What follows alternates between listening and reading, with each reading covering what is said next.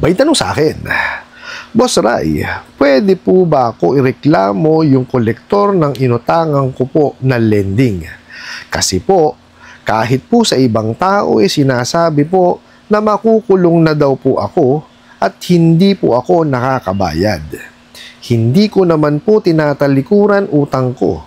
Nahingi lang po ako ng konting panahon at magbabayad po ako. Nagsarado lang po tindahan ko. Nahihiya na po ako sa mga tao dahil sa sinasabi niya po.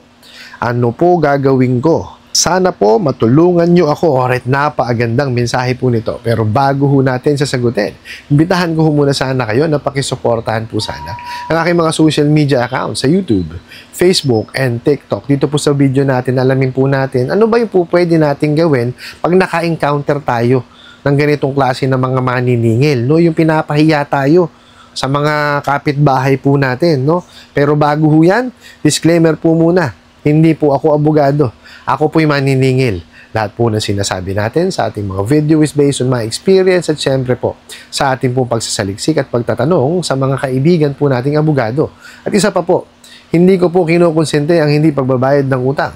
Dahil ang utang ay responsibilidad at obligasyon na dapat po nating bayaran.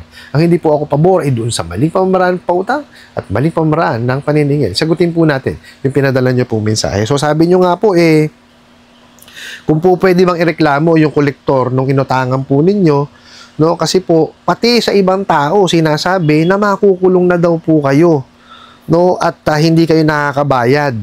Sabi nyo nga, hindi nyo naman tinatalikuran yung inyong inutang at nanghihingi lang kayo ng konting panahon at magbabayad naman kayo kasi nagsarado lang po yung inyong tindahan. So, nahihiya na kayo sa mga tao dahil nga sinasabi ng bugok na na kolektor, no? Well, ganito po, no? Kasi meron tayong batas diyan, yung ating Data Privacy Act, no? Ayon ho kasi sa ating Data Privacy Act, no? Kahit sino pong individual or company, no? Pagka yan, nagbigay kayo ng information sa kanila, hindi ho nila po pwedeng isiwalat yan. Actually, nakalagay po yan sa kanilang terms and condition. Ito yung sinasabi ko sa inyo na magkaiba po yung terms and condition sa contract. Sa terms and condition po, dapat meron silang privacy policy. Okay? So, kasama ko sa terms and condition yun. Tapos, dapat nakalagay din doon kung kung paano ipaprocess yung kanilang information. No? Tsaka hindi dapat yun lumalabas. Kasi ito yan. Kung makikita nyo po yung mga establishments ngayon, no, may mga yung parang susi. No? Kasi po, inanuhunan ng gobyerno natin yan na any information po na ibigay nyo sa individual o sa mga kumpanya, hindi po pwedeng ilabas yun without your consent. Kayo lamang po ang po pwedeng magbigay niyan freely. Okay? Tapos ito pang nangyayari ngayon, kagaya nito, sabi nyo nga, sabi nung kolektor, makukulong na daw kayo. Kumbaga nasisira tuloy yung inyong image. Hindi ko tama yun Paninirang puri yan. Okay? Hindi ho dapat ginagawa ng maniningil. Ang trabaho ho ng maniningil is pumunta ho sa inyong bahay para po kayo makausap ng makasingil. Okay? Hindi ho trabaho ng maniningil na makipagchismisan sa kapitbahay po ninyo. No? Ayan ho ang mahirap sa ibang mga maniningil Kaya nasisira ho yung imahe ng iba. Akala pare-pareha sa mga maniningil. O tapos ayan pa sinasabi hindi kayo nakakabayad. Mali ho yan. Okay, ganito po, no? Ito ho ang pagkakaiba ng mga maniningil ng bugo katabusadong online lending apps sa mga tradisyonal na maniningil. Okay. Doon po sa mga tradisyonal na maniningil, ang gagawin po niya, mangangamusta muna yan. Okay? Simulan natin sa tele. Okay? Tatawag yan. Talagang, makulit ho talaga yan hanggat di kayo sumasagot. Natural ho yan kasi hindi ho kayo sumasagot No? Pero po, kung yan talagang maniningil na maayos, no? Yung ibig sabihin natin, yung mga tradisyonal na maniningil, kakausapin kayo na maayos niyan. Mangangamusta yan. Lagi yan, kamusta na po, no? Ako po si Boss Ray, no? From Boss Ray Lending, no? Kamusta na po kayo?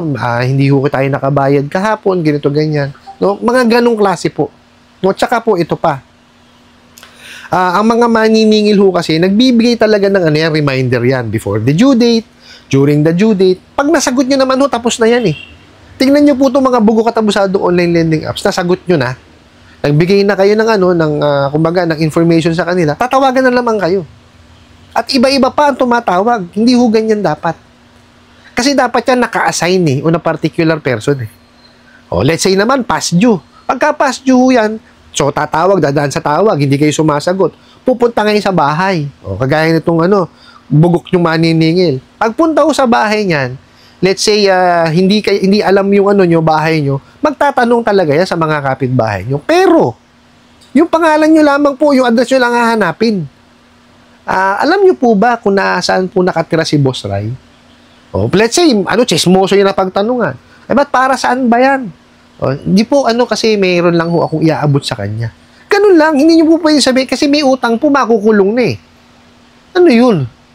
Diba, bawal ho yun. Pwede nyo ho siyang sampahan ng kasong libel, kasi siniraan kagad kayo O, bukod pa ho dun sa pwede nyo silang i-complain sa sa National Privacy Commission. Okay po, anything po na ikasisira po ninyo, hindi po pwedeng gawin yan ng maniningil.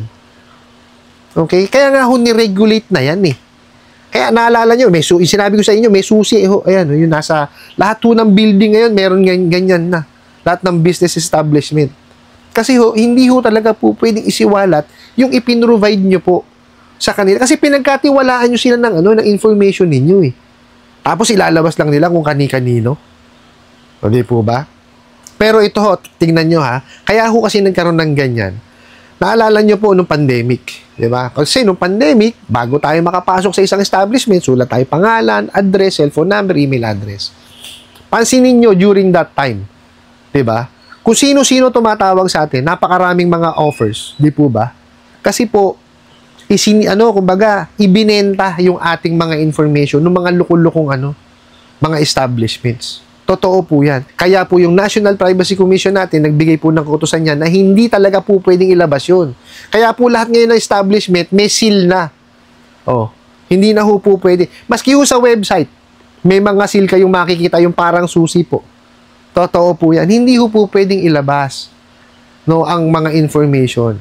Kung sino lamang po yung establishment o yung tao na naka-receive ng information ninyo, sa kanya lamang po yun.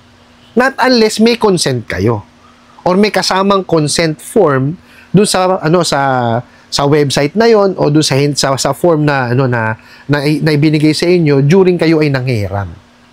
Okay, importante po kasi na alam ninyo kung saan gagamitin yung information nyo.